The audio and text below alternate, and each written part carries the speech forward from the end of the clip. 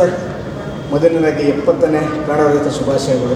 ನಿಮಗೂ ಕೂಡ Kannada Rajyotsava thank you. ಎಲ್ರಿಗೂ ಕನ್ನಡಿಗರೆಲ್ಲರಿಗೂ 70ನೇ ಕನ್ನಡ ರಾಜ್ಯೋತ್ಸವದ ಹಾರ್ದಿಕ ಶುಭಾಶಯಗಳು.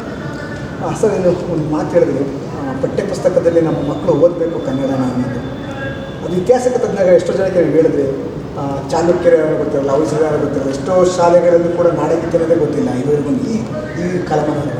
ಇದ್ರ ಬಗ್ಗೆ ಇದು ಹಂತವಾಗಿ ಎಲ್ಲೋ ಒಂದು ಕಡೆ ನಮ್ಮ ಭಾಷೆಯ ಮೇಲೆ, ನಮ್ಮ ನೆಲದ ಮೇಲೆ, ನಮ್ಮ ಚರಿತ್ರೆಯ ಮೇಲೆ ಯಾವುದೋ ಒಂದು ರೀತಿಯಾದ ಅಸಡ್ಡೆನೋ ಅಥವಾ ನಿರಭಿಮಾನನೋ ಅಥವಾ ಕೀಳರಿಮೆನೋ ಏನೋ ಒಂದು ಇತ್ತು, ಅಥವಾ ಹಲವಾರು ರಾಜಕೀಯ ಕಾರಣಗಳಿಗೆ ನಿರಂತರ ಟೈಮನ್ನು ನಿಮಗೆ ಒಂದು ಹೇರಣೆಯನ್ನು ಅನ್ಯ ಭಾಷೆ ಇರ್ಬೋದು ಅಥವಾ ಸಿದ್ಧಾಂತಗಳಿರ್ಬೋದು ಅಥವಾ ಯಾವುದೇ ಥರನಾದ ಐಡಿಯಾಲಜಿಗಳನ್ನ ಇನ್ಫ್ಲೂಯೆನ್ಸ್ ಮಾಡಿದ ಎಲ್ಲಿ ನಮ್ಮ ಅಸ್ಮಿತೆ, ನಮ್ಮ ಚರಿತ್ರೆ ನಮಗೆ ಕಂಡರೆ ಅರಿತರೆ ಕೆಲವೊಂದಷ್ಟು ನಾವು ಒಪ್ಪಲ್ವಂತ ಅನಿಸಿ ಅದನ್ನು ಉದ್ದೇಶಪೂರ್ವಕವಾಗಿ ಕಟ್ ಮಾಡಿರೋದಾಗಿರ್ಬೋದು, ಅಥವಾ ಇದು ಯಾವುದನ್ನು ದೃಷ್ಟಿಲೇ ಇಟ್ಕೊಳ್ಳದೆ ಅಸಡ್ಡೆಯಿಂದ ತನ್ನ ಪಾಠದಿಂದ ತಾನು ನೋಡ್ಕೊಂಡು ಹೋದಂಥ ತಲೆಮಾರುಗಳಿಂದ ಆದಂಥ ಒಂದು ನಿರ್ಲಕ್ಷ್ಯ ಇರ್ಬೋದು.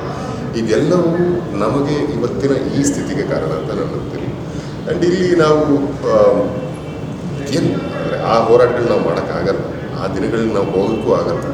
ಅದನ್ನು ಸ್ಮರಿಸೋವಂಥ ಕೆಲಸ ನಾವು ಮಾಡಬೇಕು. ಆ್ಯಂಡ್ ಇನ್ನೊಂದು ಅಂದರೆ ನನ್ನ ಬಾಲ್ಯದಿಂದ ನಾನು ಸ್ಕೂಲಲ್ಲಿ ಓದಬೇಕಾದ್ರೆ ನಾನು ಬೇರೆ ಬೇರೆ ರಾಜ್ಯಗಳ ಬೇರೆ ಬೇರೆ ಪ್ರಾಂತ್ಯದ ರಾಜರುಗಳ ಪೌರುಷವನ್ನು ಓದಿದ್ದೀನಿ, ಕೇಳಿದ್ದೀನಿ, ಅದನ್ನು ಕುರಿತಾಗಿ ಎಕ್ಸಾಮ್ಸ್ ಕೂಡ ಬರೆದಿದ್ದೀನಿ. ಆದರೆ ಅಲ್ಲಿ ನಮ್ಮ ರಾಜರು, ನಮ್ಮ ಚರಿತ್ರೆ, ಇಷ್ಟು ಅಗಾಧವಾದ ಚರಿತ್ರೆ ಇರತಕ್ಕಂಥ, ಇಷ್ಟು ವಿಸ್ತಾರವಾದ ಚರಿತ್ರೆಯಲ್ಲಿ ಒಂದು ಹತೋಟಿ ಇರತಕ್ಕಂಥ ಕನ್ನಡಿಗರ ಹತೋಟಿ ಏನಿತ್ತಲ್ಲ ಇತಿಹಾಸ ಪುಟಗಳಲ್ಲಿ, ಅವು ಕೇವಲ ಯಾವುದೋ ಒಂದು ಶಾಸನದಲ್ಲಿ ಯಾವುದೋ ಬೇರೆ ಕಡೆ ಸ್ಟೋರ್ ಆಗಿರ್ತಕ್ಕಂಥ ಡಾಕ್ಯುಮೆಂಟೇಷನ್ ಇರೋದಕ್ಕಿಂತ ಪಠ್ಯಪುಸ್ತಕದಲ್ಲಿ ಒಂದು ನಮ್ಮ ಕನ್ನಡದ ಮಕ್ಕಳು, ಕನ್ನಡದ ಮನಸ್ಸುಗಳನ್ನ ಅದು ಓದಿದಾಗ, ಬಾಲ್ಯದಿಂದಲೇ ಅದು ಇಂಬೈಬಾದಾಗ ಅದು ಸೂಕ್ತವಾದ ವಾತಾವರಣ ನಿರ್ಮಾಣ ಆಗುತ್ತೆ ಕನ್ನಡದ ಮೇಲೆ, ಕನ್ನಡದ ಚರಿತ್ರೆ ಮೇಲೆ ಅಭಿಮಾನ ಬರೋದಕ್ಕೆ ಅಂತ ನನಗೆ ಹಾಗಾಗಿ. ನೀವು ಸರ್ಕಾರಿ ಶಾಲೆಗೆ ಓದಿದ್ರಿ ಅಂತ ಹೇಳಿದ್ರಿ, ಸರ್ಕಾರಿ ಕನ್ನಡ ಸರ್, ನಿಮಗೆ ಯಾವ ಪಠ್ಯ ಪುಸ್ತಕದಲ್ಲಿ ಯಾವ ಈ ರಾಜಕೀಯ ಅಳವಡಿಸ್ಕೋಬೇಕು, ಈ ಥರ ಅನ್ನೋದು ಕೆಲವೊಂದು ಅಂಶಗಳನ್ನ ನೋಡಬೇಕು, ಓದಬೇಕು ಅನ್ನೋದು ನಿಮಗೆ? ಯಾಕಂದರೆ ಇಮ್ಯುಡಿಫಿಕೇಶನ್ ತುಂಬಾ ನೀವು ಹೇಳಿದ್ರೆ ತುಂಬಾ ಅರ್ಥಗತವಾಗಿ ನನಗೆ ಮನಸ್ಸಿಗೆ ನಾಟ್ಬಿಡ್ತು ಸರ್. ವಿಚಾರ ಏನಂದರೆ ನಾನು ಇದು ಟೆಕ್ಸ್ಟ್ ಬುಕ್ಕಲ್ಲಿ ಓದೋಕ್ಕಿಂತ ಬೇರೆ ಬುಕ್ಸಲ್ಲಿ ಓದಿದೆ ಜಾಸ್ತಿ. ಟೆಕ್ಸ್ಟ್ ಬುಕ್ಕಲ್ಲಿ ತುಂಬ ಕಡಿಮೆ ಇದೆ. ಅದಕ್ಕೆ ಆ ಕಾರಣಕ್ಕೆ ಇದು ಟೆಕ್ಸ್ಟ್ ಬುಕ್ಕಲ್ಲಿ ಬರಬೇಕು ಅನ್ನೋದು ನನ್ನ ಆಶಯ, ನನ್ನ ಹತ್ರ ಎಷ್ಟೋ ಜನರ ಆಶಯ. ಯಾಕಂದರೆ ಇವಾಗ ನಾನು ನೆನೆಸ್ಕೊಂಡ್ರು, ನನ್ನ ಸ್ಕೂಲ್ ಡೇಸ್ ನೆನೆಸ್ಕೊಂಡ್ರು ನನಗೆ ಗಜನಿ ಗೋರಿಗಳ ಕಥೆ ನೆನಪಾಗುತ್ತೆ, ಅವರು ಚರಿತ್ರೆ ಓದಿದ್ದು ನೆನಪಾಗುತ್ತೆ. ಸೊ ಹಾಗಾಗಿ ಅದೆಲ್ಲ ನಮ್ಗೆ ಇರಬೇಕಾಗಿತ್ತು ತಲೆಯಲ್ಲಿ. ಪುಲಕೇಶಿ ಇರಬೇಕು, ವಿಜಯಾದಿತ್ಯ ಇರಬೇಕು, ವಿಕ್ರಮಾದಿತ್ಯ ಇರಬೇಕು, ನಮ್ಮ ಕೃಷ್ಣರಾಜ ಒಡೆಯರ್ ಇರಬೇಕು, ಜಯಚಾಮರಾಜ ಒಡೆಯರ್ ಇರಬೇಕು. ಇದಲ್ಲ ನಮ್ಮ ಗತವೈಭವ, ನಮ್ಮ ಕೃಷ್ಣದೇವರಾಯ ಇರಬೇಕು. ಸೊ ಇದನ್ನು ಹೇಳಿ ನಮ್ಮ ಮಣ್ಣಿನ ಮೇಲೆ ಒಂದು ಗೌರವ, ನಮ್ಮ ಹಿರಿಯರ ಮೇಲೆ ನಮಗೊಂದು ಅಗಾಧವಾದ ಪ್ರೀತಿ, ಗೌರವ, ಒಂದು ರಿಗಾರ್ಡ್ಸ್ ಅಂತ ಬರೋದಲ್ಲ.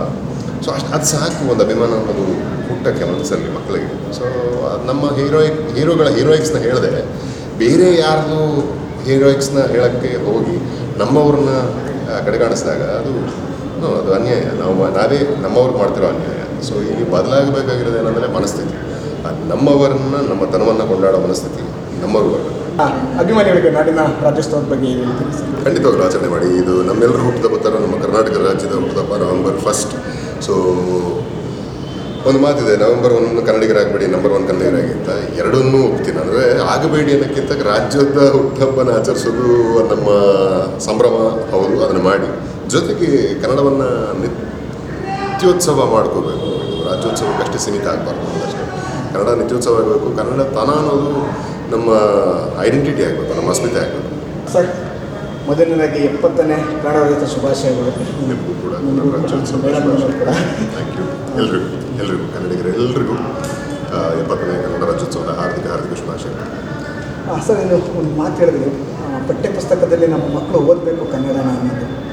ಅದು ಇತಿಹಾಸಕ್ಕೆ ತಜ್ಞಾಗ ಎಷ್ಟೋ ಜನಕ್ಕೆ ನೀವು ಹೇಳಿದ್ರಿ, ಚಾಲುಕ್ಯರು ಗೊತ್ತಿರಲ್ಲ, ಹೊಯ್ಸಳರು ಗೊತ್ತಿರಲ್ಲ, ಎಷ್ಟೋ ಶಾಲೆಗಳಲ್ಲಿ ಕೂಡ ನಾಡಗೀತೆ ಅನ್ನೋದೇ ಗೊತ್ತಿಲ್ಲ ಇದುವರೆಗೂ ಈ ಕಾಲಮಾನ.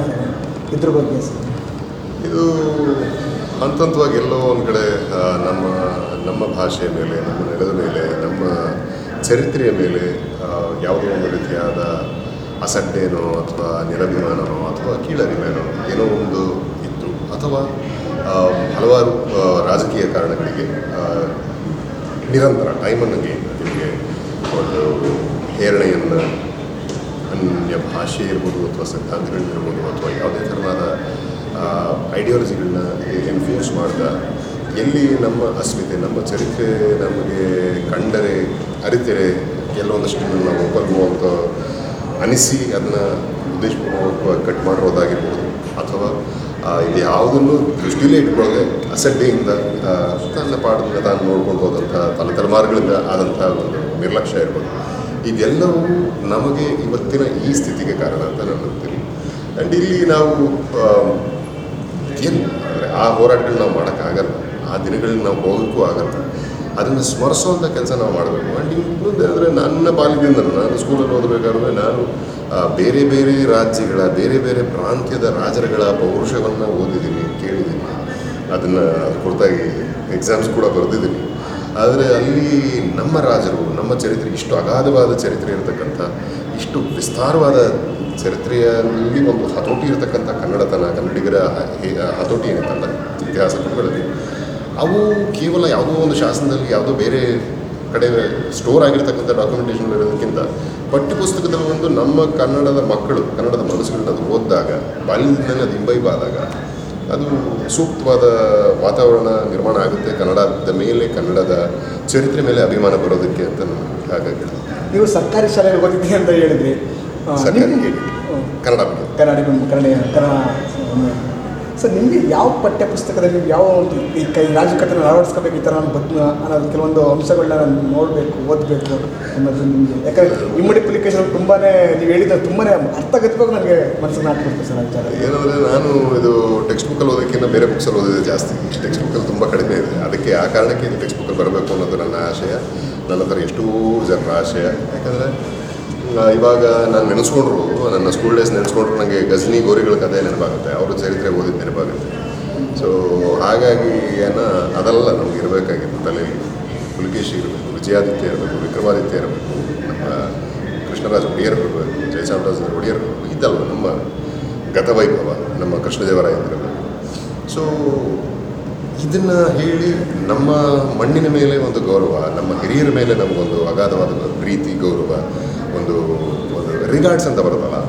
ಸೊ ಅದು ಸಾಕು, ಒಂದು ಅಭಿಮಾನ ಅನ್ನೋದು ಹುಟ್ಟಕ್ಕೆ ಮನಸ್ಸಲ್ಲಿ ಮಕ್ಕಳಿಗೆ. ಸೊ ನಮ್ಮ ಹೀರೋಯಿಕ್ಸ್ನ ಹೇಳಿದೆ, ಬೇರೆ ಯಾರ್ದು ಹೀರೋಯಿಕ್ಸ್ನ ಹೇಳೋಕ್ಕೆ ಹೋಗಿ ನಮ್ಮವ್ರನ್ನ ಕಡೆಗಾಣಿಸಿದಾಗ ಅದು ಅನ್ಯಾಯ. ನಾವೇ ನಮ್ಮವ್ರಿಗೆ ಮಾಡ್ತಿರೋ ಅನ್ಯಾಯ. ಸೊ ಇಲ್ಲಿ ಬದಲಾಗಬೇಕಾಗಿರೋದು ಏನಂದರೆ ಮನಸ್ಥಿತಿ. ನಮ್ಮವರನ್ನ ನಮ್ಮ ತನವನ್ನು ಕೊಂಡಾಡೋ ಮನಸ್ಥಿತಿ ನಮ್ಮವ್ರು ಬರಬೇಕು. ಅಭಿಮಾನಿಗಳಿಗೆ ನಾಡಿನ ರಾಜ್ಯೋತ್ಸವದ ಬಗ್ಗೆ ಹೇಳ್ತೀನಿ ಸರ್. ಖಂಡಿತವಾಗ್ಲೂ ಆಚರಣೆ ಮಾಡಿ. ಇದು ನಮ್ಮೆಲ್ಲರ ಹುಟ್ಟುಹಬ್ಬ ಥರ ನಮ್ಮ ಕರ್ನಾಟಕ ರಾಜ್ಯದ ಹುಟ್ಟುಹಬ್ಬ November 1st. ಸೊ ಒಂದು ಮಾತಿದೆ, November 1 ಕನ್ನಡಿಗರಾಗಬೇಡಿ, ನಂಬರ್ 1 ಕನ್ನಡಿಗರಾಗಿ ಅಂತ. ಎರಡನ್ನೂ ಒಪ್ತೀನಿ. ಅಂದರೆ ಆಗಬೇಡಿ ಅನ್ನೋಕ್ಕಿಂತ ರಾಜ್ಯದ ಹುಟ್ಟುಹಬ್ಬನ ಆಚರಿಸೋದು ನಮ್ಮ ಸಂಭ್ರಮ ಹೌದು, ಅದನ್ನು ಮಾಡಿ. ಜೊತೆಗೆ ಕನ್ನಡವನ್ನು ನಿತ್ಯೋತ್ಸವ ಮಾಡ್ಕೋಬೇಕು. ಇದು ರಾಜ್ಯೋತ್ಸವಕ್ಕಷ್ಟೇ ಸೀಮಿತ ಆಗಬಾರ್ದು ಅಷ್ಟೇ. ಕನ್ನಡ ನಿತ್ಯೋತ್ಸವ ಆಗಬೇಕು. ಕನ್ನಡ ತನ ಅನ್ನೋದು ನಮ್ಮ ಐಡೆಂಟಿಟಿ ಆಗಬೇಕು, ನಮ್ಮ ಅಸ್ಮಿತೆ ಆಗಬೇಕು. ಹೆಚ್ಚಿನ ವಿಡಿಯೋಗಳಿಗೆ ಪ್ರತಿಧ್ವನಿ ಯೂಟ್ಯೂಬ್ ಚಾನೆಲ್ ಸಬ್ಸ್ಕ್ರೈಬ್ ಮಾಡಿ, ಬೆಲ್ ಐಕಾನ್ ಕ್ಲಿಕ್ ಮಾಡಿ.